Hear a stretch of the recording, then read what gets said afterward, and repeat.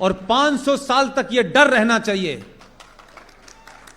कि अगर इस देश की सनातन संस्कृति के साथ जो भी कुछ तुमने किया है, इस देश के हजारों मंदिरों को तुमने तोड़ा है, तुम मंदिर तोड़ने वालों के साथ खड़े हो, भारत के साथ नहीं खड़े हो।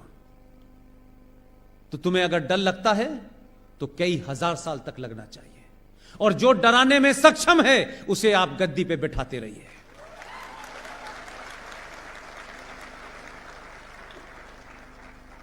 लिहाजा 5 अगस्त और 6 अगस्त को भारत के नागरिक अगर इस बात से खुश हैं कि देश में सब कुछ ठीक हो गया है, असली चुनौती आपकी 6 अगस्त के बाद शुरू हुई है। जिन्होंने 1000 साल में नहीं सोचा था कि हमारी बनी बनाई पिछले 1000 साल का डर और सत्ता चली जाएगी, वो पूरी ताकत के साथ इस देश में पलटवार करेंगे। उसकी तैयारी जारी है। इस देश को गृह युद्ध की तरफ ढकेलने की तैयारी है। सेकुलरिज्म के नाम पे है, मुसलमान के नाम पे है, मजलूम के नाम पे है, विक्टिम के कार्ड पे है, जय भीम जय मीम के नाम पर बहुत सारी तैयारी की जा रही है। आपको ज्यादा अलर्ट रहना है। इसलिए छोटी घटना बड़ी होने वाली है, और बड़ी बड़ी घटनाओं पे चर्चा ना हो, इसके लिए भी तैयारी की गई है। और यह युद्ध साइकोलॉजिकल युद्ध होगा। इसलिए मस्जिदों से हथियार मिलते हैं तो उसकी खबर नहीं बनने दी जानी चाहिए। इसलिए सेकुलरिज्म का भूत हिंदुओं को इतना चढ़ा दो कि ये सच बात कहने से डरे। इसलिए आपको ज्यादा अलर्ट होना है। गुजरात की माओ बहनों से मेरी एक दरखास्त है, गुजरात भी इससे ग्रस्त है। कई लोगों ने मुझसे आके इस बात के बारे में चिंता जाहिर की है।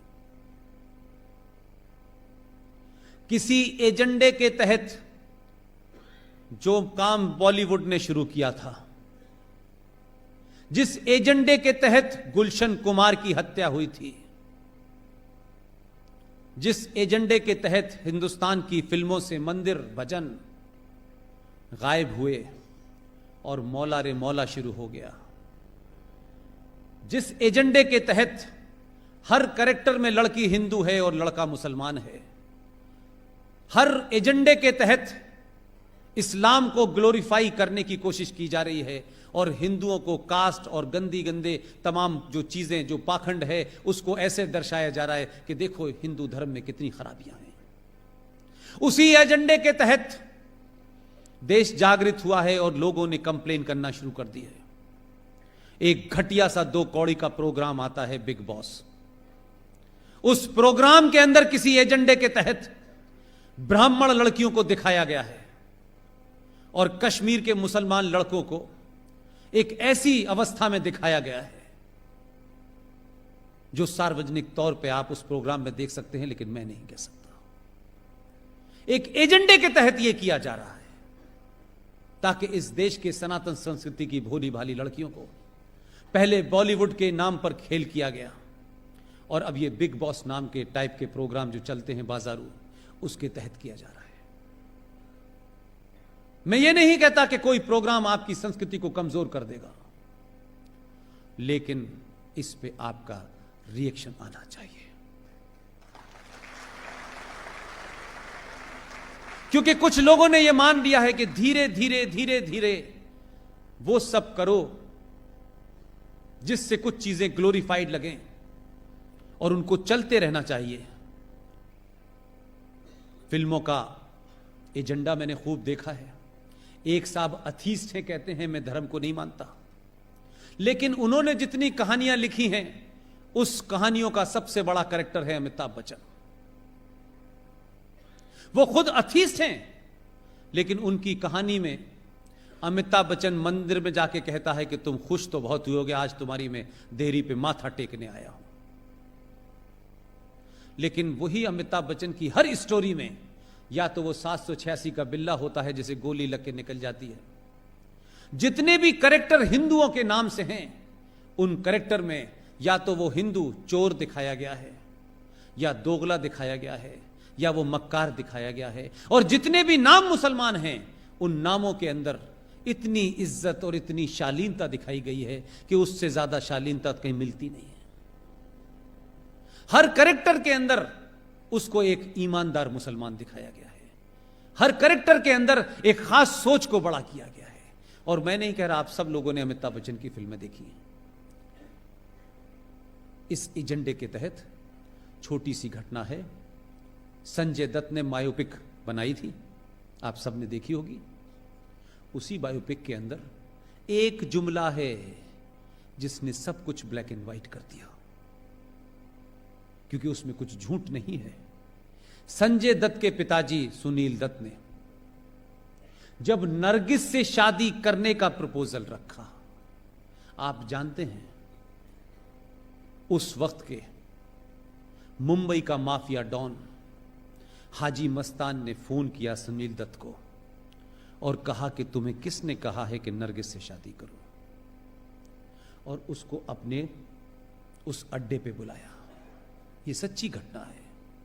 और उसने कहा कि मैं नरगिस को खुश रखूंगा, आप यकीन मानिए। इस देश में स्थिति आपकी यह थी कि आप किससे शादी करें, उसके लिए उस मुसलमान अगर माफिया डॉन है तो उसकी भी इजाजत लेनी पड़ेगी। और ली, पूरी जिंदगी उसने ईमानदारी से निभाया, लेकिन उसके लिए एक माफिया डॉन की परमिशन जरूरी थी। लेकिन आपकी लड़कियों को इसलिए बरगलाया जा सकता है, इसलिए वो इजीली टारगेट हो जाती हैं कि हमारे घर में हमारी माएं, एक एवरेज मां की बात कर रहा हूं, हमारी माएं चमत्कार की खोज में ऐसे ऐसे बाबाओं के यहां चली जाती हैं कि एक बाबा हैं, वो कहते हैं समोसा खाया था, तो वो कहती नहीं, तो उसे चटनी से खाया था, तो उसने कहा खाया था, तो चटनी कौन सी थी, कि लाल रंग की थी, नहीं हरे रंग की थी, तो लाल रंग की खाना सब ठीक हो जाएगा। ऐसे बाबा बहुत घूम रहे हैं। और भारतीय महिलाएं ये कब से चमत्कार में पड़ने लगी। कोई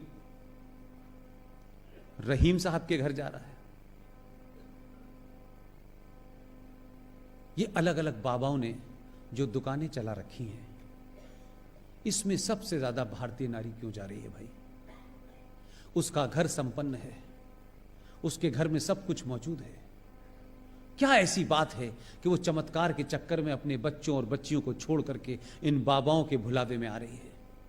और वो बाबा क्या क्या करते हैं वो बाद में पता चलता है।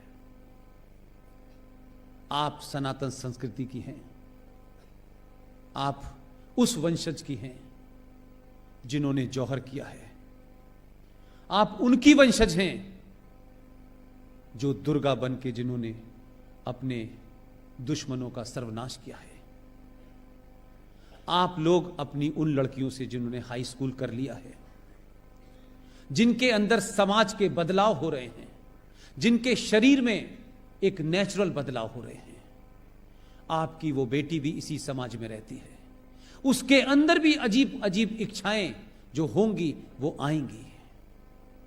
मेहरबानी करके बाबाओं के चंगुल में न जाएं, अपनी 10वीं क्लास की लड़की को अपना दोस्त समझ के उसके मन मस्तिष्क में होने वाले बहुत सारे कोतूहल को शांत करें, उसको बताएं। दोस्त बन के रहेंगी तो वह अपने मन की बहुत बातें आपसे करेगी।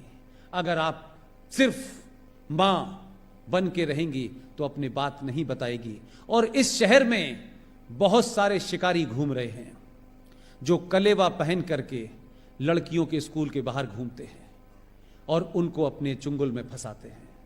और उसके बाद क्योंकि आपके पास समय नहीं है अपनी बात सुनाने का और सुनने का, वो अपनी बात अपने मन की किसी ऐसे आदमी से कह देती है, किसी भरोसे में कह देती है कि उसको ये पता नहीं चलता है कि मैं धीरे धीरे एक ट्रैप में फंसने जा रही हूं। और जब तक उसे ध्यान आता है तब तक जिंदगी बर्बाद हो चुकी होती है। आप तमाम माएं बहनें अपने उन बच्चों के साथ बैठें, उनसे बात करें। और सोना पहनने का भारतीय नारी को बहुत शौक है। सोना पहन करके सड़क पे चलेंगी, हजारों लुटेरे भूखे नंगे घूम रहे हैं, जो आपकी एक सोने की चैन छीनने के चक्कर में आपकी जान जा सकती है। सोना पहन के किसी को नहीं दिखाना है। सोने आपके घर के बुरे वक्त के लिए रखा हो, उसे बक्से में रख दीजिए। कुछ सालों के लिए सिर्फ लोहा पहनिए, समस्याएं सॉल्व हो जाएंगी।